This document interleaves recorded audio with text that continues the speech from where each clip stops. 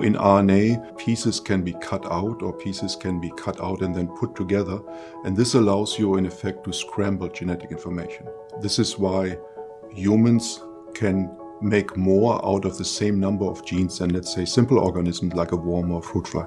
Alternative splicing is a mechanism that allows you to make numerous proteins, and proteins is ultimately the stuff that makes out our bodies out of a single gene. We worked with a person at Vanderbilt, Ronald Emerson, who is a specialist in serotonin receptor, because we found a non-coding RNA that regulates alternative splicing of the serotonin receptor.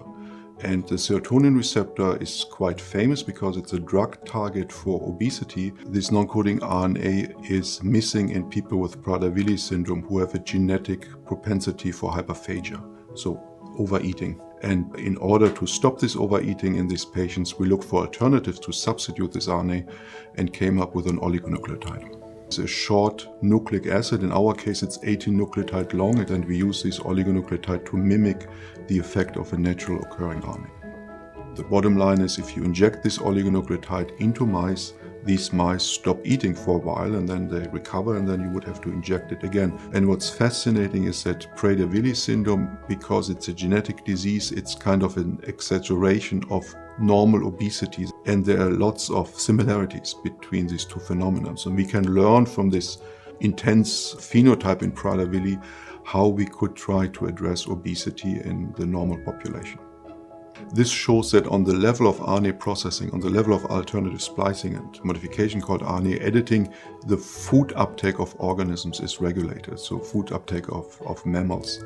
And we can interfere with this system by using an RNA oligonucleotide. These oligonucleotides, they have advantages towards the current available drugs, such as locasirin, in that they are highly selective, they're highly specific. So one reason fen-phen was such a disaster, there were side effects because they were not specific. And now the way our system is set up, we have a highly selective and specific pre-drug molecule that could be tested further. There is a conundrum in the research field. There's about 250 small nucleolar RNAs known, and about only half of them have a function that can be predicted. For about half of these SNO RNAs, about 120, 130 SNO RNAs, there's no function known because we don't know the targets. And the SNO RNA that is missing in Prader-Willi syndrome is one of these RNAs. What have been found in collaboration with Ruth Sperling from Hebrew University is that SNO RNAs form biochemically distinct complexes. This sounds complicated, but in essence what it means, they have more than one function, and this new function is they regulate other non-ribosomal RNAs, they regulate alternative splicing. This is fairly important because some of these SNO RNAs are missing, for example, in cancer. Using our new paradigm, we showed in this paper that there's a change in how the genomic information is read out, and this could lead to cancer.